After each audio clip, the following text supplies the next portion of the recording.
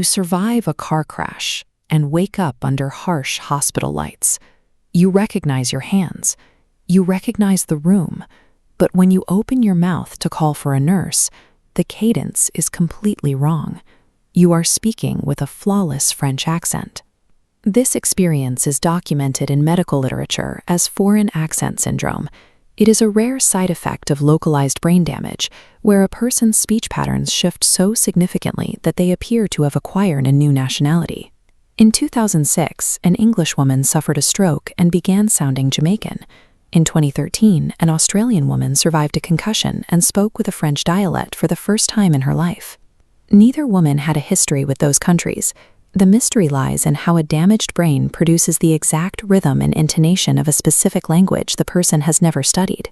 This transition from a native speaker to a perceived foreigner suggests that our vocal identity is tied to specific physical processes in the brain, processes that are vulnerable to disruption.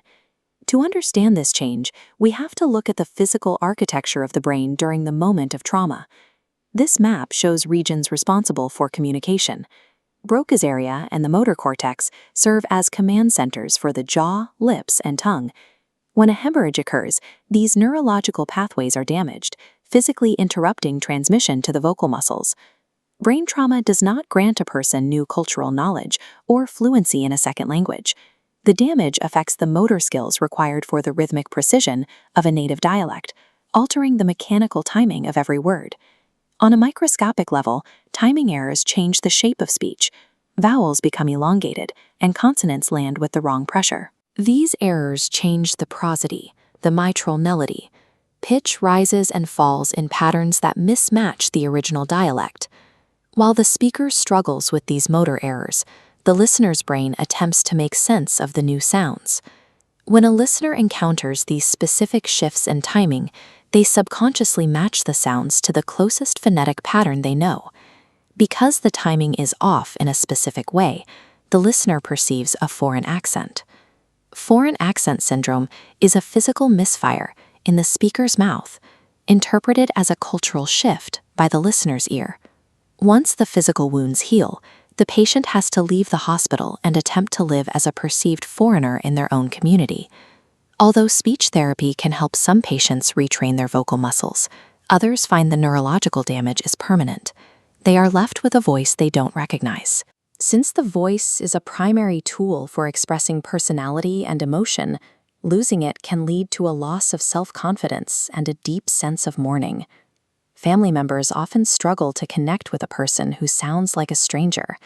In public, the patient is continually treated as an outsider, frequently asked about a home they have never visited.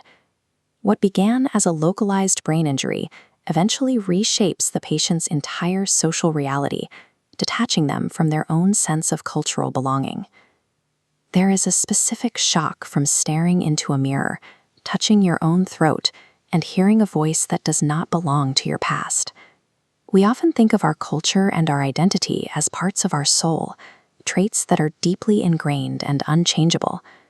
The reality of this syndrome shows that who we are to the outside world can be rewritten by a single millimeter of damaged brain tissue. Foreign accent syndrome reveals how closely our sense of self is tied to the physical machinery of the brain, and how fragile that connection truly is.